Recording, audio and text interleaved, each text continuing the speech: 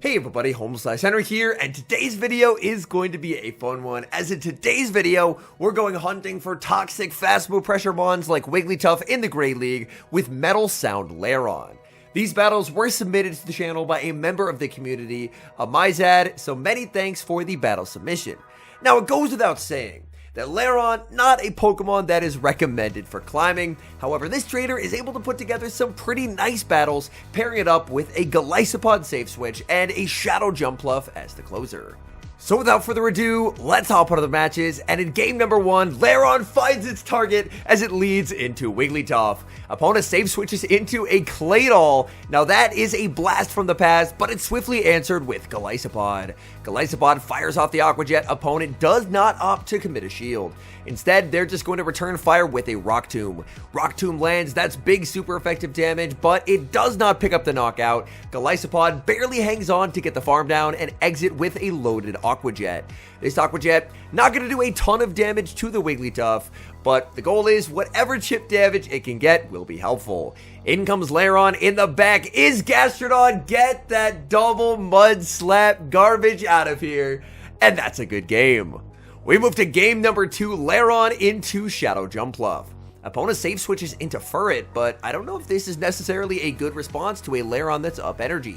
Lairon Rock Tombs grabs the shield, in comes Jumpluff, and unfortunately Furret, which already struggles to do damage in this matchup, its Swifts are suddenly going to be way less powerful than they typically would be. That Swift did almost nothing to Jumpluff. Jumpluff more than happy to shake off Swift number 2, and now look to fire off this Acrobatics. Opponent is debuffed, they're already down a shield, they will not invest in the Furret, but that is very okay as Jumpluff's gonna get a full farm down, exit with quite a bit of energy that can threaten the opponent's Jumpluff. The opponent is gonna bring in their own Jumpluff, no baits, up a shield, going straight for the hard hitting Acrobatics. Acrobatics is gonna land, opponent doesn't get the farm down either. It's just all going wrong for the opponent. Aerial Ace picks up the KO in the back. What is this? There's a Flygon. Oh my goodness, the opponent bringing out the spice. I'm so sad that the spicy Flygon is going to be losing here, but it's losing to an even spicier Lairon. Lairon, will it call the bait? Will it shield? Lairon calls the bait. It's going to be the Dragon Claw, and that's just not going to cut it. Lairon's going to be able to take this game.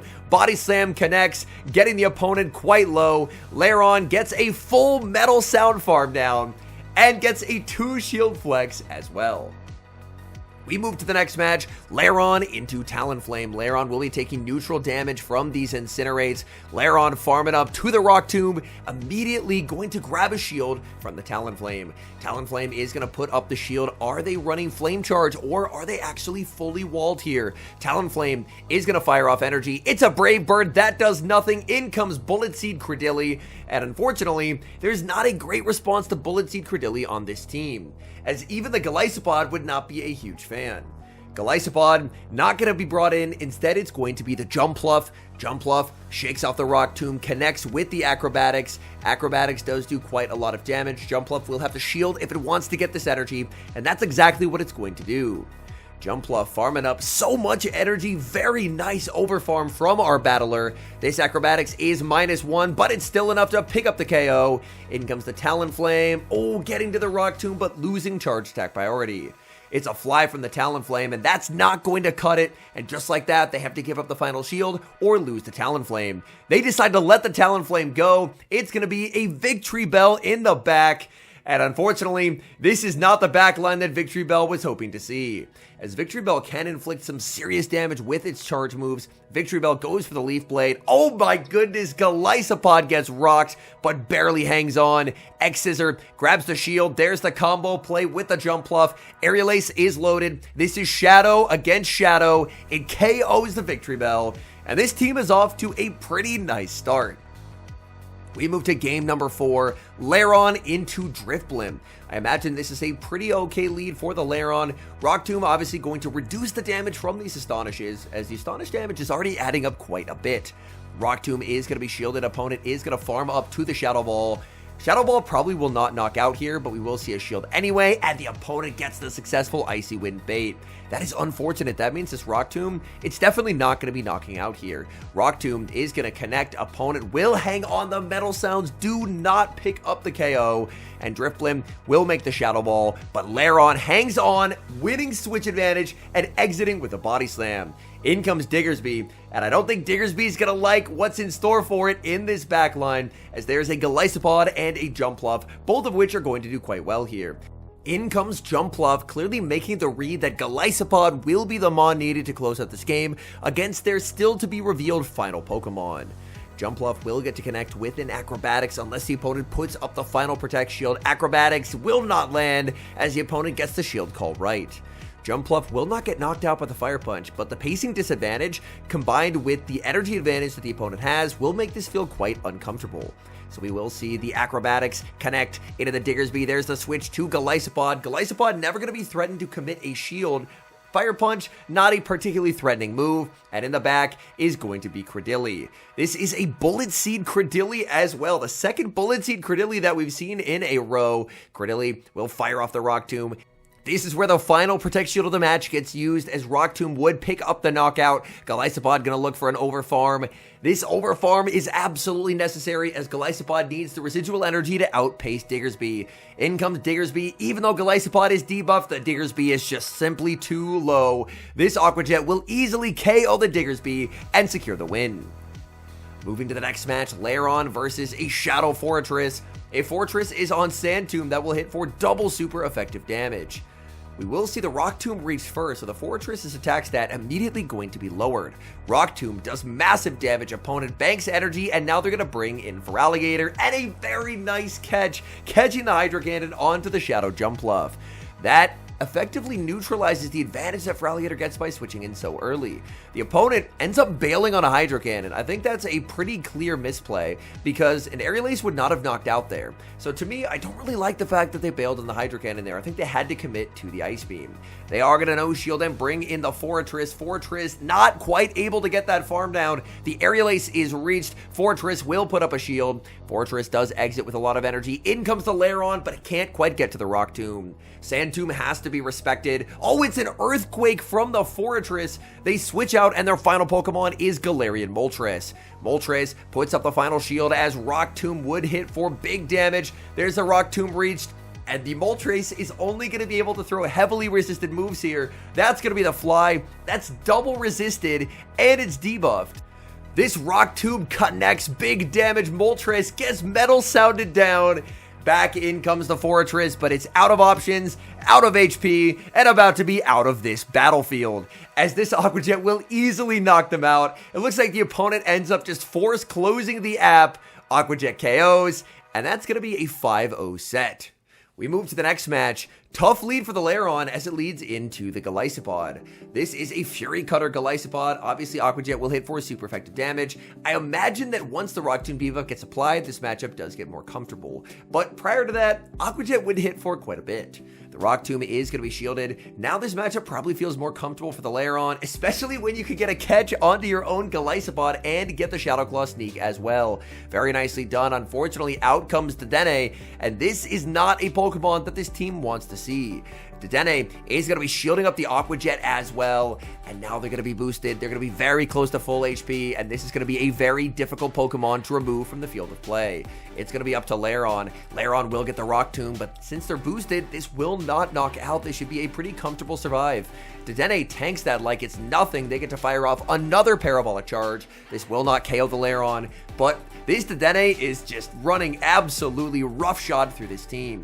Lairon going to put up the final shield. Lairon hoping to Metal Sound this into a range where Body Slam can KO. Over farming almost to the max, and there is the Body Slam right on time, and down goes Dedenne. We do see a Ferrothorn get brought in here. Now that is not what I was expecting to see in the back. They had a very normal start to the team, and then a Ferrothorn showed up out of nowhere. They're staying in with the Ferrothorn to fire off a debuffed Thunder. That's going to do just absolutely not a thing. But at this point, they can't really bring in the Galisopod either, because Galisopod has a very poor matchup into the Jumpluff. Acrobatics is going to land. There is the Galisopod, just to get absolutely deleted. Sent back to the Pokeball by Acrobatics number 2. In comes the Ferrothorn. They're playing it out to the bitter end, hoping that once they've reset the debuff, Thunder will KO, but it just simply does not have the juice. Jumpluff holds on, Aerial Ace KOs, and this team continues its roll. We move to the next game, Lairon versus a Shadow Charizard. Embers will be hitting for neutral damage in this matchup, but Charizard is very, very slow. Opponent safe switches into an Acid Victory Bell, so they are just really not in a comfortable matchup with either one of their first two Pokemon here. And to add insult to injury, we have a Leaf Blade catch onto Jumpluff. Oh no, that is devastating. Jumpluff makes the Aerial Ace Victory Bell CMP ties, but this is not enough energy for a Sludge Bomb. We see the no shield. It's going to be an Acid Spray, so Victory Bell's parting gift is a -2 defense debuff to the Jumpluff. This means that Embers from the Charizard are going to do a ton of damage. This is only an Aerial Ace, but even an Aerial Ace will threaten Charizard. Charizard puts up a shield. In comes Lairon. Lairon will absolutely have to respect the Blast Burn. Charizard's pacing is very, very poor now. So after the Blast Burn gets shielded, they're not going to be getting to a Blast Burn for quite some time. In the back is Azumarill, and that's going to be answered with the Shadow Claw Galisopod. Galisopod doesn't need to win this matchup, but instead, it would probably like to try and soft lose this matchup, and that way, Lairon can try and get to the double Rock Tomb that it's going to need to win the game against the Charizard. So, in the meantime, Galisopod is going to keep spamming out these Aqua Jets, trying to deal as much damage as it possibly can. Azumarill will go for the Play Rough, and down goes Galisopod. In comes Lairon. Lairon farming up a ton of energy. Lairon farming up to 100 energy. Rock Tomb should be enough to KO the Azumarill here. Down goes the Azumarill. Rock Tomb immediately, so that way the Ember damage will be reduced. Opponent obviously has to shield everything. Their hope is a farm down. Lairon can't get there. It's forced to settle for the Body Slam. Is this going to be enough? The Body Slam into the Charizard does not KO. And unfortunately, that's going to be a heartbreaking defeat. Hopping into the next match, Lairon is going to be met with a Talonflame. So a lot of fire flying types on the lead for opponents. Lairon, we know, is going to outpace and make the Rock Tomb and immediately grab the first shield of the match from the opponent. If they're not running Flame Charge, then this matchup is absolutely horrifically bad. We're going to see the no shield from Lairon. Lairon calling that it's not the Flame Charge, but it is. The opponent able to boost their attack right back, and now they will be able to force a shield from the Lairon. The unfortunate thing is that Lairon will actually get farmed down here. Opponent safe switches into a Ferrothorn. Ferrothorn, not a Pokemon that should be used in the Open Great League, and also definitely not a safe swap. Ferrothorn goes for the Thunder, and my goodness, that is just miserable damage. Jumpluff shakes it off very, very comfortably. Jumpluff's Acrobatics lands, and that should hopefully put them at a range where Aerial Ace can potentially pick up a knockout. Another Thunder will come through, and again, Jumpluff is just not worried about that damage at all. Jumpluff not going to risk it, instead going to go for the Acrobatics. This will absolutely pick up the knockout, not wanting to risk a potential 1 HP survive from the opponent. Opponent going to bring in that Talonflame to immediately get sniped down with a Rock Tomb. Rock Tomb is going to be shielded. Opponent switches into Dedenne, and now it's their turn to get a snipe down. Dedenne in the back is very bad news, as it's going to be able to spam out Parabolic Charges and buff up its defense more and more and more. Galisopod will get the Aqua Jet. Aqua Jet, nice neutral damage, but since they buffed their defense, not going to do as much as it needs to, and unfortunately, this game will be a loss. We've got a bit of a surprise in the next match, Lairon against a Sucker Punch Bellybolt. Bellybolt, more frequently seen in the Ultra League and more frequently seen with Thundershock. As with Sucker Punch, its pacing is really not great. Well, Sucker Punch here, definitely nice for the Lairon, because otherwise Lairon would be getting severely outpaced. Lairon already shielded once. Now that the opponent's Parabolic Charge has been debuffed, Lairon will be able to no-shield Parabolic Charge number 2 and return fire with the Rock Tomb. Opponent is now +2 with their defense. That means they're going to hang on here. In comes Galisopod. Galisopod looking for a farm down. Not going to get the farm down and forced to fire off the Aqua Jet on charge stack priority. Already this Bellybolt putting in a ton of work for the opponent. They send out a Samurott. Samurott, a very fun pick, but a Pokemon that's not used very commonly just because it is very, very frail. By only throwing the Hydro Cannon, the opponent is saying that they're going to be conceding a shield in exchange for a big farm down. They're hoping that this energy will potentially allow them to gain an advantage in the endgame, but realistically, they're going to exit very, very low, and they're not going to be able to farm down Lairon, so if the Lairon comes in here, they will be forced to throw a move. In comes the Lairon. Hydro Cannon obviously will knock out the Lairon, but then it's going to be the Jumpluff show to try and close out the game. In comes the Jumpluff. That's just a Hydro Cannon, so that's very okay. Hydro Cannon is going to land. Jumpluff not worried about that whatsoever. In the back is Jellicent, and this is going to be a tricky game. At this point, this final battle should just end in a loss, especially as the Aerial Ace bait gets called. The opponent throws on alignment for no reason there, and that does give a free Fairy Wind to the Jumpluff, but the opponent should still be in a winning position because they can throw one in the Shadow Ball, and Shadow Ball plus the Hexes should be enough to knock out. Opponent throws on alignment again. They are making critical errors in this endgame. Shadow Ball lands. They fail the catch, and on 1 HP, the Jumpluff takes the win, and that is the clearest example ever of a completely thrown endgame by an opponent who refused to throw on good timing. If they had just thrown one Hex and the move and thrown on good timing, the Hex damage that they would have gotten would have actually KO'd the Jumpluff. The Jumpluff couldn't have survived in the endgame, but instead, they make critical mistakes by throwing on alignment, and somehow, despite leading a team that is triple weak to Bellybolt into a Bellybolt, that game will end in a win.